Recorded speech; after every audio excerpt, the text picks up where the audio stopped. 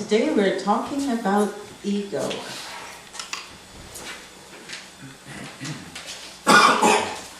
And I'd like to start with this poem that I heard at Unity of Hawaii. Actually, it was on a podcast that they had, and I thought it was so cute that I sent a note to them asking for permission to use it, which they granted lovingly, of course. And so I've asked Walt to join me in sharing this little thing. It's an adaptation of Dr Seuss's "Oh, the Places Your Ego Will Go" that you may have heard already. So, I'm sorry, but I just need to say this, that as Rhona and I rehearsed this, we didn't write it, some of these words. Anyway, it's just fun. Your ego will travel with you on this earth and be your companion for worser or worse. Didn't write it. disclaimer noted. It pretends it's your friend, your bestest amigo, and it pours on the guilt. That's the mark of the ego. It's there to protect you, to help you be strong. So it has to remind you, you've done it all wrong. You're weak and you're lazy. You don't have a clue. That's your judge, the ego, trying to motivate you. The ego wants you to be all you can be. So it gives you these pep talks all day and for free. Oh, the places you'll go. And the guilt trips you will travel. As your ego plays judge and bangs on the gavel. But you always can get some relief from your shame by projecting it onto the others you'll blame. That's the ego at its beastiest best. It nurses its grievances close to its chest. Conservatives, Liberals, your parents, your ex. The world is just teeming with folks to correct. If only these fools would conform to your ways, you could get on with life without further delays. The ego's always finding new gripes to complain about. Turning molehills to mountains of stuff to feel pain about. Sometimes the ego stuff gets you so grouchy. You come down with a sniffle or even an ouchie. But there's no time for rest, so get up out of bed. If you live here and now, you won't get ahead. Your to-do list must buzz like bees when they're busying, filling your days till you're endlessly dizzying. Oh, the places you'll go and the people you'll see. All through the lens of what's in it for me. Because the ego believes there is something it lacks, and until it is found, it won't let you relax. Perhaps you'll find it in the next one you date. True love at first sight, with a soul kind of mate. The romance is hot till the climate turns cold. Because when two halves collide, they do not make a whole. It's great till the love gets obscured by control. For when two halves collide, they do not make a whole. Sorry. So the ego moves on, ever constantly striving, addicted to seeking, afraid of arriving. You're traveling fast at the speed of surviving, with fear in the driver's seat, doing the driving. Or maybe you're on the fast track to success. You're constantly driven to be better or best. You're a mover and shaker, a real-time achiever. You're a real self-made man. Or a dazzling diva. You're rich and you're famous and you make quite a splash. You're on top of the world and you're rolling in cash. You drive the right car. And marry the right spouse. Today lunch with Oprah. Tomorrow, the White House. But at night, insecurity pays you a call, 'cause you know any time you could lose it all. Your shrink says to rest. Your spouse sure agrees. Your doctor says ulcers, take 14 of these. You know you should slow it down sooner or later, but your foot is just glued to that accelerator. Your ego consoles. Well, at least you're successful. It's a sign of success to be constantly stressful. You've made it to prime time, and everyone loves you. But your self-esteem's based on what others think of you. And opinion can change in the blink of an eye. which is why you need meds just to sleep and get by. One day, when you fail to succeed enough, you'll witness your ego exposed in the buff. And you realize behind all its protective clothing that the ego is simply a state of self-loathing. And beyond that, you realize the biggest of deals. You've made up the ego. It's not even real. So for richer, for poorer, in all kinds of health. You make a commitment to loving yourself. You release the projections you place upon others and find through acceptance that peace is discovered. You see that the love that you've searched for inside you, outside you, is what you are made of and can't be denied you. So you let go your worries, your plans, and your pills. You put a log on the fire and learn how to chill. Your old superstitions have gone up in smoke, like you can't even rest until after you've croaked. You no longer fear death. Oh, or for that matter, life, because you know that all matters are safe and all right.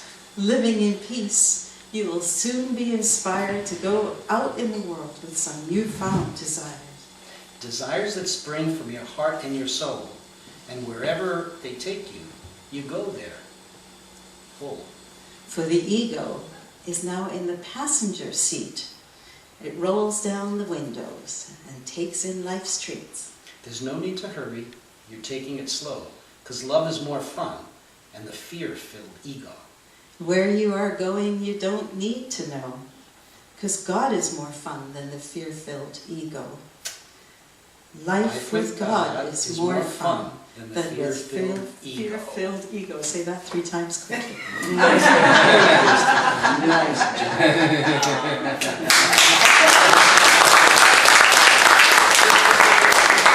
Thank you.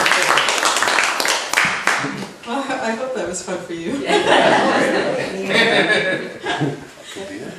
Just so you know, the original of the Places You'll Go poem was written in 1990 by Dr. Seuss. It was the very last poem that he wrote. And it's often read at graduations because it talks about new beginnings, and as people are ending one chapter of their lives and starting something new, it is often referred to because it talks about nothing but potential. So, we're going to talk about the ego today, and as I always do, I offer you my usual disclaimer. In Unity, we have no dogma. You don't have to listen to anything I say. You don't have to agree with anything I say. Much of what I'm going to share with you today is because I need to learn it. If what I say resonates, wonderful. If it doesn't, that's wonderful too. We honor all paths, and everybody is in a different place. Everything is in divine order, even if it appears disordered. So, what is the ego? According to Merriam-Webster Dictionary, the ego is the opinion you have of yourself.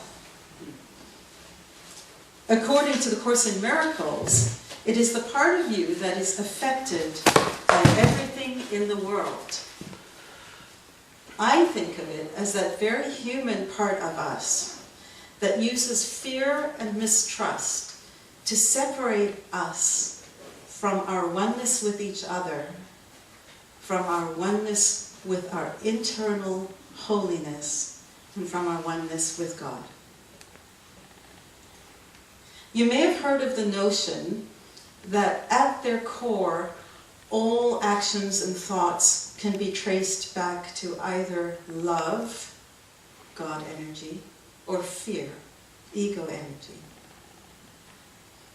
And it seems a little simplistic, but it also is an interesting idea to consider, that if we peel back the onion of everything that we do, we can trace the originating energy to either love or fear.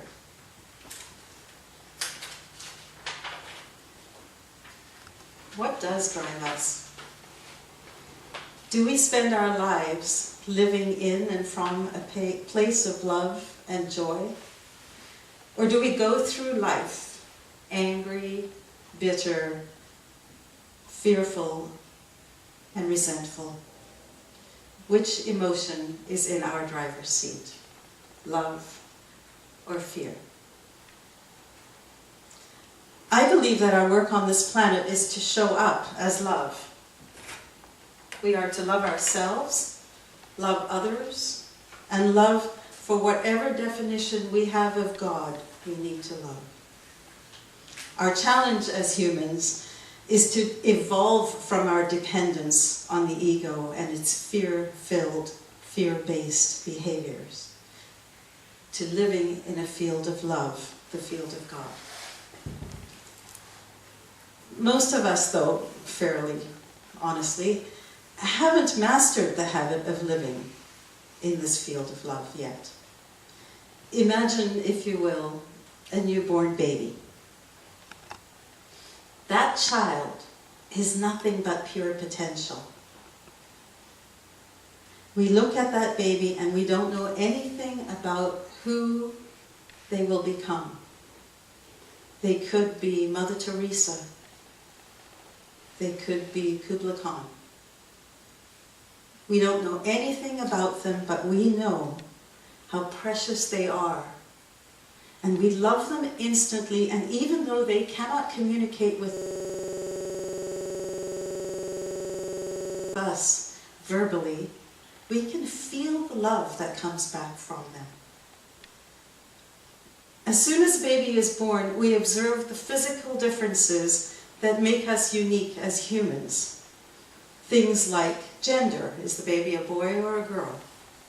Things like color, are they Caucasian, are they Asian, are they dark-skinned, are they olive-skinned? And so on. And that's okay. Those are measurable differences. They have no meaning. They are just that, differences. Next, we get into trouble because our human nature attaches meanings and labels to the differences, and those value judgments are the things that create so much pain in our world. Being, for example, a girl is nothing. It's just being a girl.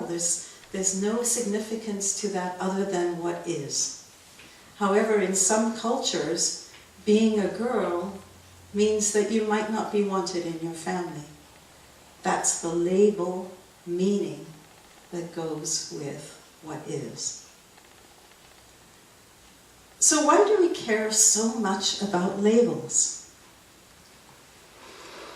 I think it comes from the fear-based belief that our supply of good is limited, and then we must each compete to make sure that we get our piece of the pie. In the fear-based thinking of the ego, there is always a hierarchy. There must always be a winner, and then by definition there must always be a loser. There isn't enough for everybody. And so we encourage ourselves and our children to be the best, to have the best grades, the best jobs, to be good girls or big boys, to be the fastest, and so on. We slap so many competitive labels on ourselves and on each other that by the time we are adults, our pure baby potential, our purity, our innocence, the love which we are at our core, may be completely forgotten. In some cases, it appears that it's obliterated. Instead, these outer images shape our image. They are simply labels. And the problem with labels is that inevitably they're going to bring us pain. They're impermanent. They're bound to change. And then we experience a feeling of dis-ease, of not enoughness. Our challenge then, as we evolve spiritually, is to peel back the labels that have been imposed by our ego thinking and that falsely define us. Our aim is to reconnect with our true nature, which is love and potential, and then to live from that energy. Our goal, as we said in the poem, is to move the ego, ease God out, to the passenger seat, and to make a deliberate decision to observe our ego responses, but to not allow the ego to have power over us. Put love in the driver's seat. Let ego have observer status only. Sounds good. But how? How do we overcome the years of conditioning that we've learned since childhood? That conditioning of competition, of lack, of we must do this to be popular, we must do this to be accepted. How do we move from fear to love? Jesus, of course, gives us great insight in so many ways. But the two that I'd like to address today are his two great commandments. Love God with all your heart and soul and mind and strength. And love your neighbor as yourself. Let's look at these more closely. The first commandment is to love God completely and without reservation. What does that mean? We know that in our human experience, we need to feed and clothe ourselves and our families. We know that we want an education, we want meaningful work, we want to give or receive a compliment, we want financial security. Does loving God mean that we shouldn't aspire to fineness? Is ego only fineness and God not? I don't think so. In fact, I think the opposite. I think in loving God, in loving love, we will always strive to do better. Because when you love something, you always want to do the best for them. Loving God simply means recognizing that you're not in it alone, that you're not doing it all yourself. It means gratefully knowing that you are in creative partnership with God and that everything is God and everything is holy.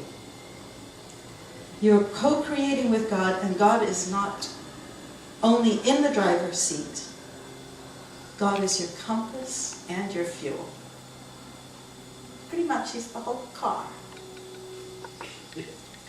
When you live in God, you know that everything is in divine order. So you can relax and enjoy the ride. There's nothing to fear. That's step one, I think, of letting go of the ego. Love God with all your heart and all your mind and all your strength. Put God in the driver's seat and be grateful for all your blessings and enjoy the ride. It's difficult though, because we are human, we do worry, we do stress. We know we have things that we have bills to pay. We know we have to get to our work at a certain time. We know we have relationships that may be in turmoil. Again, I refer to Jesus' Sermon on the Mount.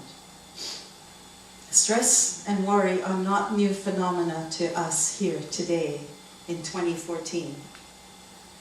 Jesus addressed it to the people 2,000 years ago, because they also were worried and stressed. And he says, do not worry about your life as to what you will eat, nor for your body as to what you'll put on. For life is more than food, and body more than clothing. Consider the ravens, for they neither sow nor reap. They have no storeroom nor barn, and yet God feeds them. How much more valuable you are than the birds, and which of you, by worrying, can add a single hour to your lifespan? If then you cannot do even a very little thing, why do you worry about other matters? End quote. Living in God's space allows us to be carefree because we know we're in the care of God. And yet, in order to truly love God, don't we have to feel secure in God's love for us? I want you to know that I have redefined and continue to redefine my concept of God. I grew up thinking that God was the dude in the white robe and the beard, sitting on the throne with a staff and waiting to sit in judgment of me to decide whether or not I was going to go to heaven or hell.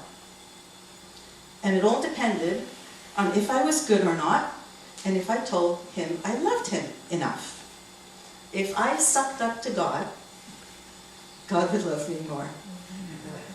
If I was good, God loved me. If I didn't do as I was told, I'm out.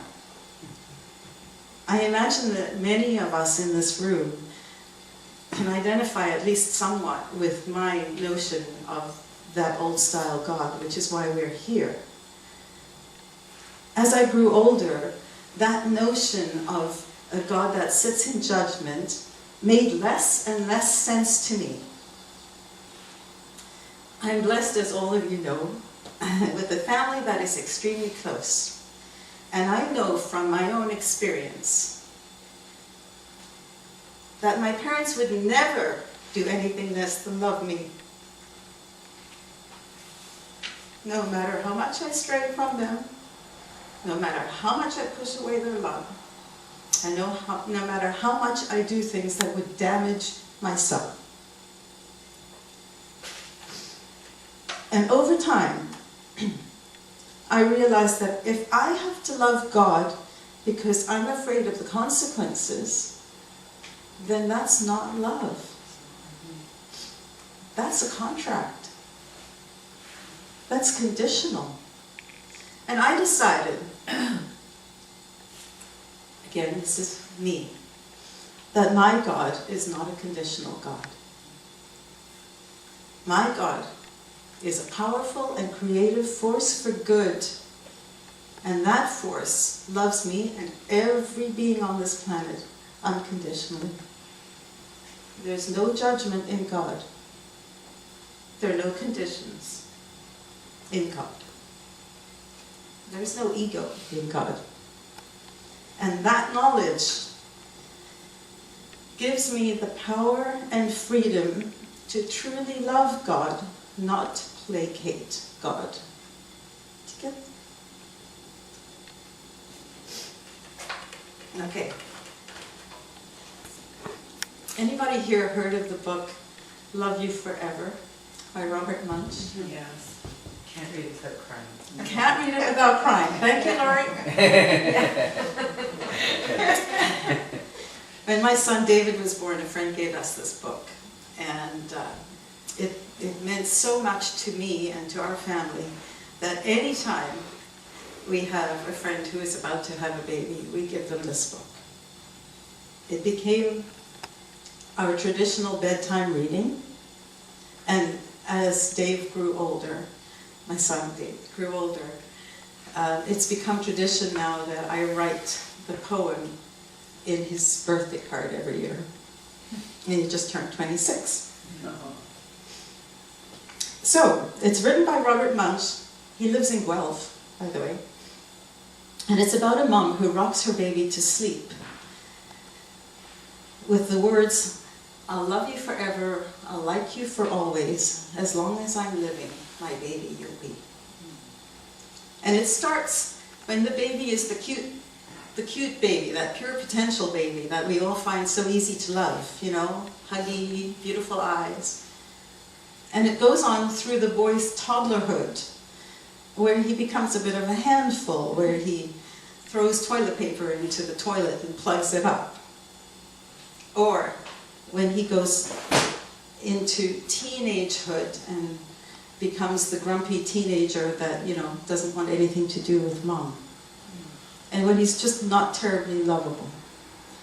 And all the way through to his adulthood, when he's now all grown up and has a home of his own.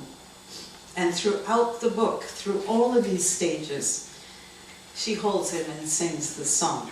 I'll love you forever, I'll like you for always, as long as I'm living, my baby you'll be. I believe that's God love. And I believe that that love which we receive from whatever spirit you call God is the same love that we are to learn to give with no judgment to God and to others. So, in some ways it might be easier actually to think of God as loving, and the next part of the commandment is a little bit more challenging, and that is to love your neighbor. Sometimes that's really hard. It's easy to love the people who you like, and it's easy to love the people who agree with you, and it's easy to love the people who you don't see that frequently. But what about the people who push your buttons? What about the people who irritate you, or who say things about you, or who make your life miserable in some way? That unappreciative boss, the workmates who don't pull their weight while you're working so hard, the nagging spouse, ungrateful children. I didn't look at him. I didn't. Back then.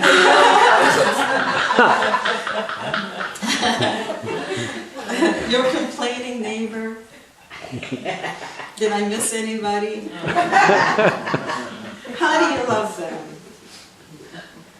I think we need to learn to notice our thoughts and the thoughts that we're holding about the people we have difficulty with.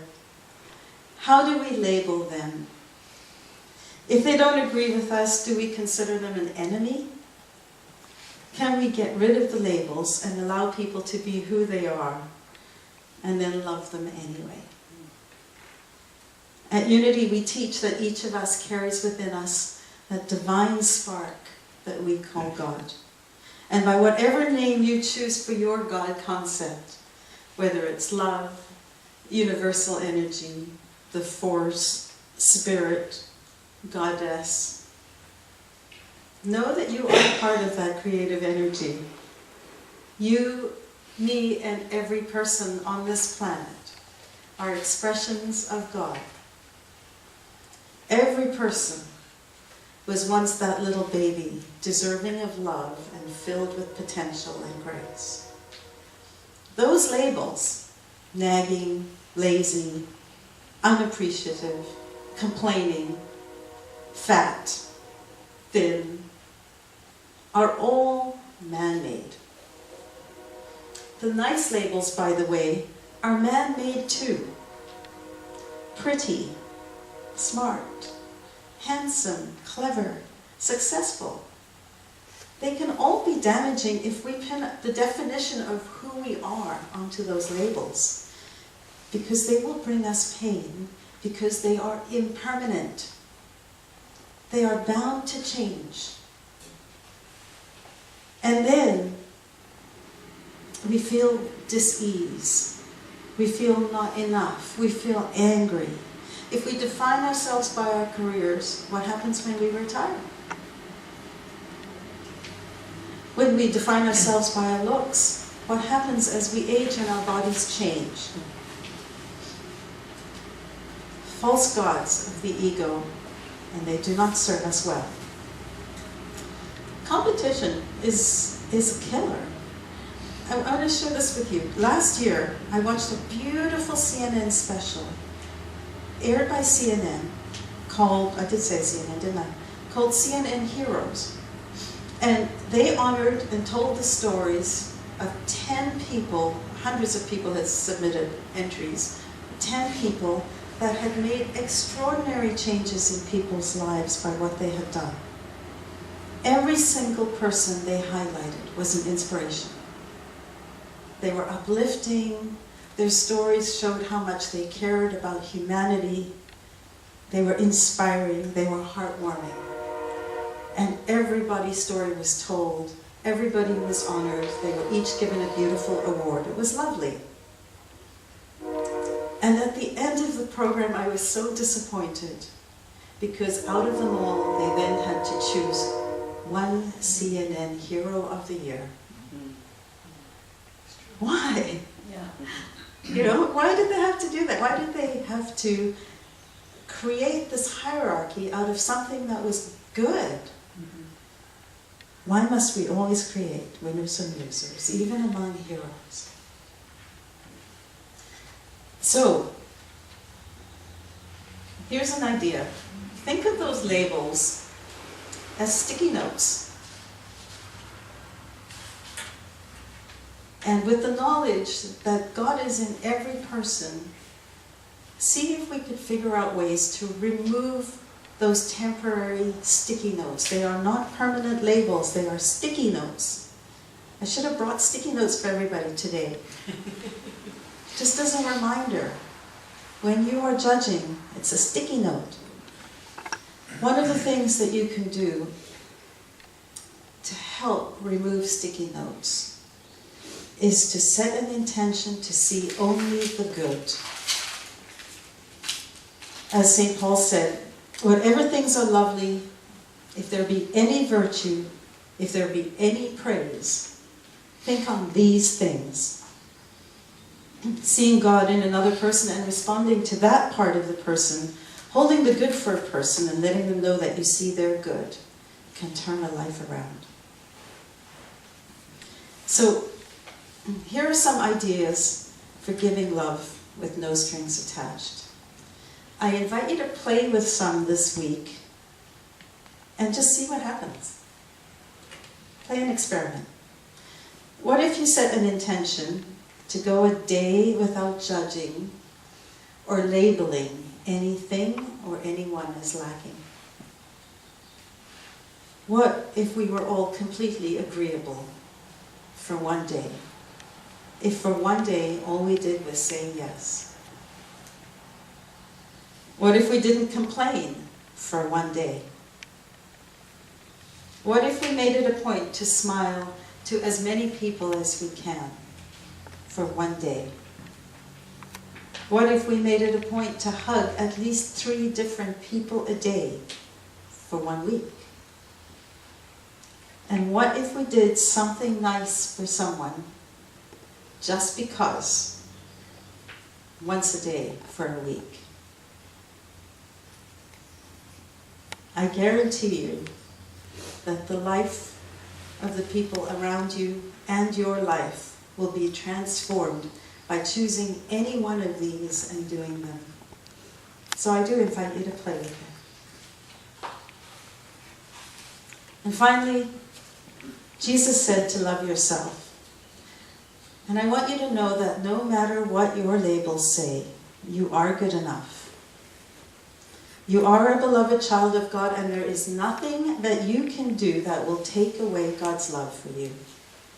You are not the labels that the world has stuck on you. And when you rest in the knowledge of your wholeness, you can let go of all the stuff that you've been carrying and holding on to for years. You can stop holding resentment, and you can focus on reconnecting with the love that is within you. There is nothing out there that can affect you in here. As I was writing this, my mind kept returning to Rudyard Kipling's beautiful poem, If, which is one of Doreen's new favorites. Here's how it goes. If you can keep your head when all about you are losing theirs and blaming it on you. If you can trust yourself when all men doubt you, but make allowance for their doubting too. If you can wait and not be tired by waiting or being lied about. Don't deal in lies. Or being hated, don't give way to hating, and yet don't look too good or talk too wise.